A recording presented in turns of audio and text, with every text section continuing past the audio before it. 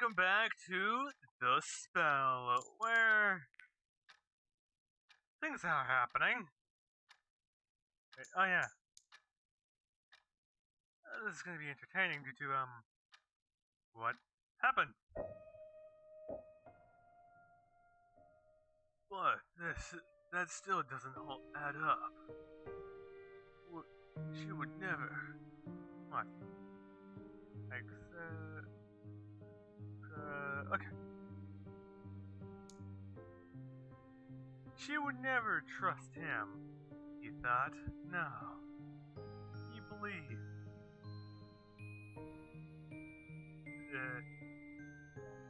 I don't know. I just said that I already forgot what this dude's voice is. I don't know about that. She seems very resolved. In any case, let's meet in order to take care of the paperwork. Yes. And he said in a somehow resolute tone. He was not cheerful, though, and he had yet to cry for his sister. Horrible, honorable as he was, no. He would probably never cry for her. He had no emotions, after all. He was a very strong, cold man. But when he hung up for mysterious reasons, he struck a pose as though he had just won the lottery. And the next day, after screening the whole night on the internet, he started visiting apartments near the girl's school. What's this thing freaking lagging like hell? Should be fine. Hopefully. As you can see, it's a very spacious school park. Supermarket, everything is near. Either. The saleswoman was about to go on about boring subjects, so Steve got to the chase. About the room we talked about over the phone. Yes, it's right here. Perfect. Somewhat. They walked to the room at the end of the corridor. At first, I had a hard time understanding you over the phone. I hope I didn't make a mistake. The measurements. Steve took out the measuring tape, maniacally, not caring about what she was saying. Just the way, why you asked? 144 exactly. Like here's the closest might not be in the right place though. It will work, hopefully. He was mumbling to himself. Is everything alright? Possibly. The saleswoman seemed creeped out, not that he minded. Yes, it will do. I'll take it. Really? Wonderful! I don't know who you're doing this for, but you must really like her. What makes you say that?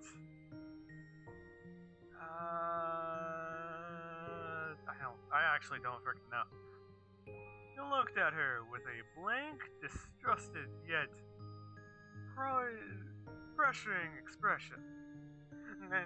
No reason! No reason! By the way, what? She asked nervously. I saw there was a furniture in the living room stuff. Well, we'll remove them by tomorrow, don't I? Unless you won't want to move in today. I'll buy it then. What? I'll buy the whole lot. What? Go on. The reasoning behind this. The day of the funeral eventually came. He had put his investigations on hold the day prior, deciding that reading on the subject of parenting would make for a better investment of his time. I can't stop the guy on that. Anyway, he had already found the one he's been looking for.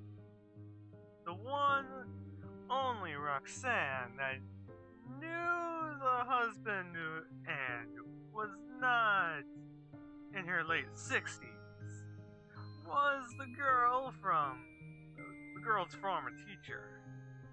He already knew most of her habits by now. He stalked her for the past few days, after all. He would follow through in due time. And it would make sense. He had arrived late, not by mistake, but by choice. He didn't want to be around his relatives longer than necessary. When he entered the monitory, his suspicion materialized himself. Mother, I moved the cursor out of the way. The way they were all yapping about has his way of living. His irresponsibility. His delinquency. His damsel of a family structure. For the first time, he was happy. His parents were dead. To not be the witness of this apparent sight, he walked to the caskets. His sister was in front of him, yet he didn't feel anything. That's what he believed after all. And he touched her casket with a little delicate, I don't freaking know that word. Big brain time, go! He had left. She had taken care of him for a long time. He never paid her back. His big sister. No, it's idol. His sight then fell into the other casket. Her husband Patrick. He had betrayed her and had insulted him. Yet Steve felt nothing. That's right, completely and utterly nothing. That was a big move when you think about it. And he insulted him? Like, hell. I know not all family needs to trust everyone, but... He turned around, emotionlessly, and right before his eyes, a little girl was looking at him, with big blue eyes, filled to the brim with tears. She quickly cast her eyes down the moment they made eye contact. Well, at least we're kind of getting a full answer. He didn't think. He didn't judge. He simply acted as his hand moved of its own will. Before he knew it, he had his hand was resting on her beautiful little head. She had the cheeks of her mother, and the eyes of her father, and the sanity of the one who she killed. No. There was no need for words, no need for consolency. After all, if it weren't for this curse, they would probably be the one and the same. He walked away silently, knowing that this was the extent of what he could give her, and the rest she will have to do on her own.